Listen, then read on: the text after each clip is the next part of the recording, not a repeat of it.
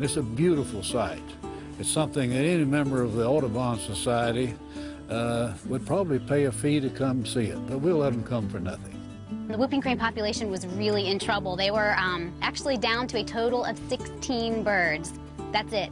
People really got concerned and decided we need to do something, you know, otherwise these birds might not be around much longer. We were interested in water. We're trying to conserve the water that should have been on this ranch for years, but wasn't.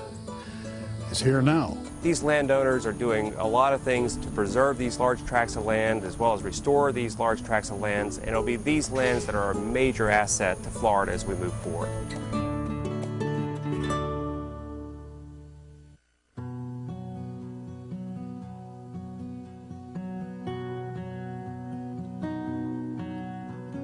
Northeast of Tampa Bay lies a rural landscape of undulating hills of green. One of the jewels of this historic Dade City landscape is the 1,800-acre Little Everglades Ranch. Central Florida ranges from pine and palmetto flatlands to high hammocks dotted with lakes, swamps, and marshes.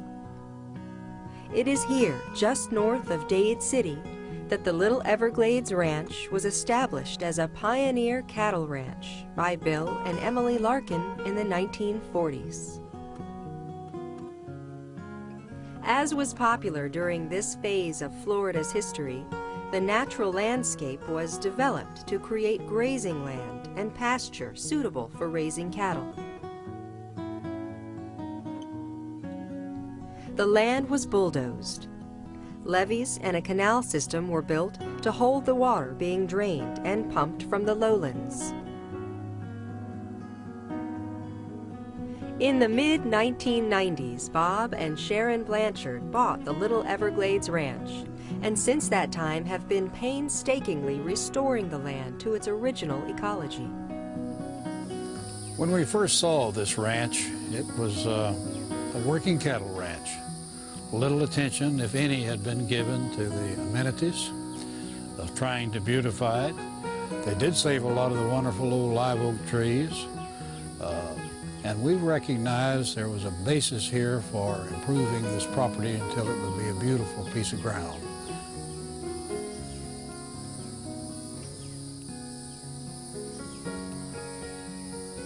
This is a working ranch. We have about 300 cows here. It's a cow-calf program, and each year we sell the calves. We also raise horses. If you look like here, you see a lake.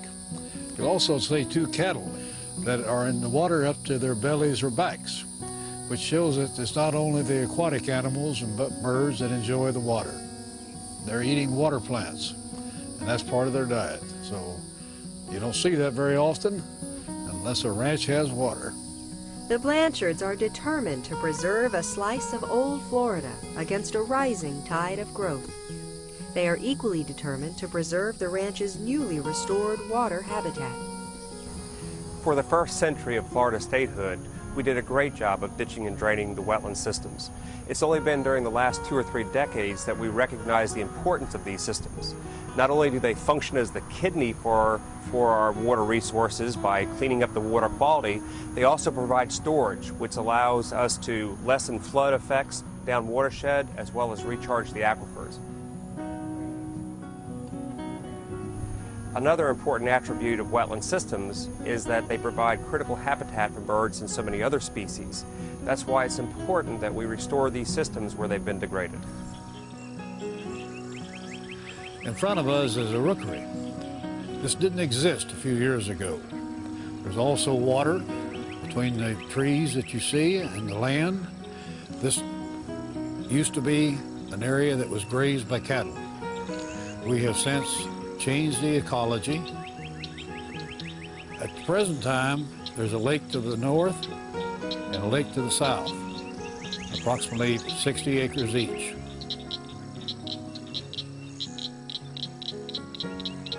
And now you see there are thousands of birds that fly into this every afternoon and leave in the morning. The reason you see so many birds today is that it's a nesting season. And those birds are building nests. There's a little courtship going on That's why you have all the chattering. And if you would flush those birds, cause them all to fly, the sky would just be white with birds at this time.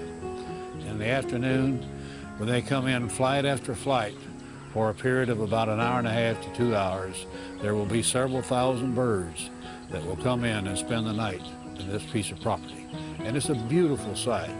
It's something that any member of the Audubon Society would probably pay a fee to come see it, but we'll let them come for nothing.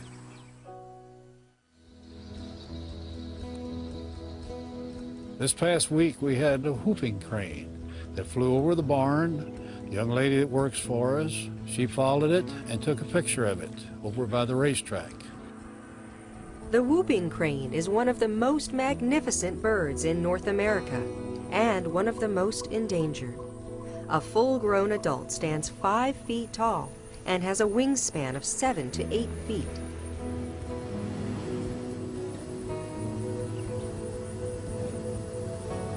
Since 1980, the Florida Fish and Wildlife Conservation Commission has been the lead agency involved in a large-scale project to restore the whooping crane to the southeastern United States, the Non-Migratory Whooping Crane Reintroduction Project. I'm not surprised that that whooping crane showed up out here at all. This really seems to be the kind of habitat where you commonly find them in. This has really got everything they're kind of looking for. You've got lots of pasture. They kind of like the wide open with the grass kept short, you know, because then they can really keep an eye out for predators, and lots of little wet depressional areas. That's really what they look for. That's really kind of their favored feeding habitat. They like to walk around the edges of the water and, you know, catch everything from snakes to bugs to worms, frogs, tadpoles. So I can see how this area really has a lot to offer a whooping crane.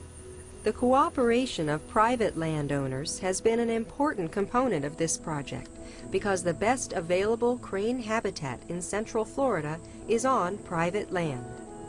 I cannot stress enough how helpful it is when the public takes the time to sit down and take note of a bird, possibly even write down the coloring, the band combination if they can see it, but then to take the time to call us and let us know that they've seen this bird. As you can imagine, you know, we've got a lot of birds. They're ranging over a wide area, and unfortunately, transmitters only last so long, and once a transmitter fails, it becomes much more difficult for us to keep up with that bird. So if a bird goes into an isolated area, or he's spending time, you know, in the middle of somebody's private property that's, you know, thousands of acres, it would be very difficult for us to locate that bird without the help of the public. I just can't say enough how much people taking the time to do this kind of thing just really makes it possible for us to do our jobs and to monitor this population. While their numbers drastically declined in the 20th century, today, biologists are hopeful that Florida will eventually have a self-sustaining population of whooping cranes.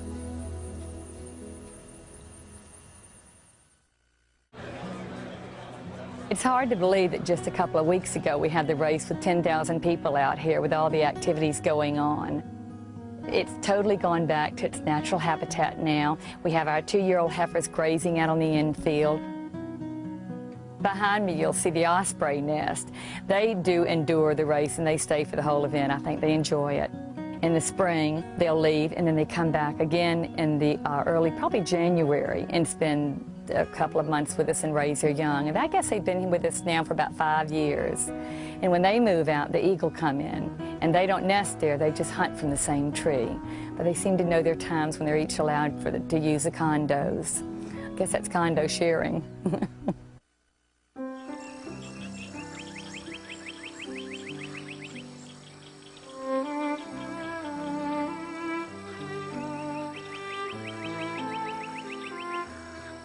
The Blanchards are committed to the preservation and restoration of the Little Everglades Ranch.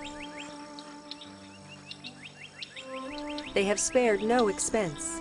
New trees are filling old grazing land, and lakes and wetlands are being created where peat mining took place. This is our peat mining operation. It's been going on now on the ranch for about 3 years.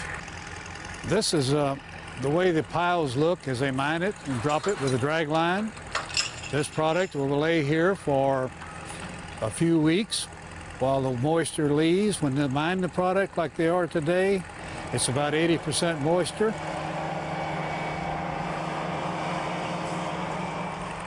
If you notice, you can take and squeeze it and squeeze water out of it. What you see here are fibrous roots that are partially decayed. This takes place over thousands of years, and it becomes a wonderful agricultural product that's a benefit to our communities and to the plant industry. Once this operation is concluded, you can look across this way, and there will be water from here to the green grass you see on the far side. Years ago, this was a lake. A few years after that, they built a levee to block the waters from the floodwaters from the Withlacoochee River. Once this mining project is finished, we will break that dam. It will be very easy for us to flood this, and we will have a 60-acre lake right in this area where we're standing today.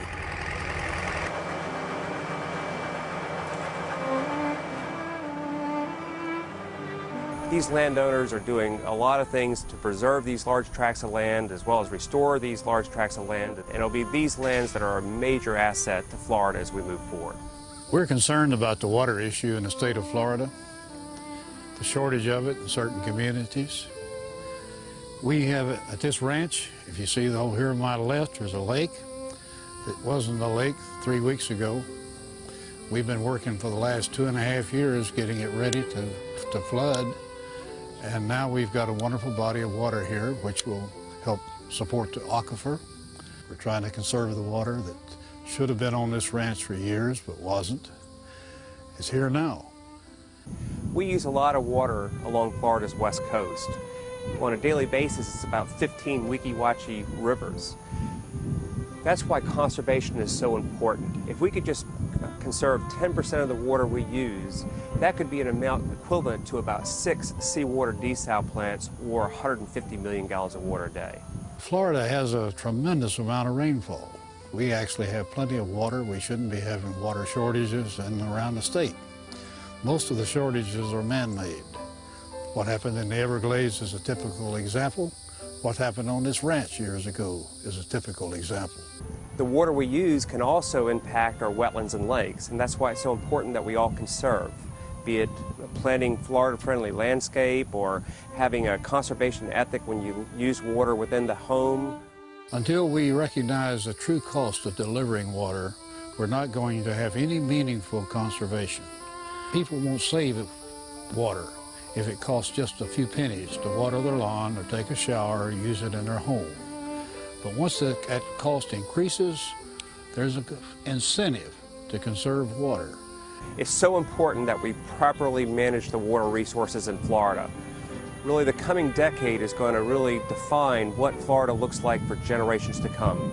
Restoration efforts such as out here at the Little Everglades Ranch and so many other places will be critical to making sure that we have a sustainable Florida. As the Little Everglades Ranch is restored to its historic wetland habitat, a slice of old Florida is revealed.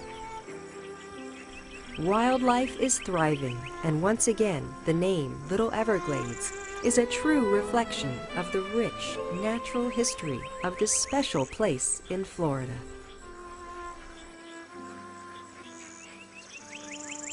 We'd like to have this as part of our legacy, that we created something of beauty, and we'll keep it that way forever.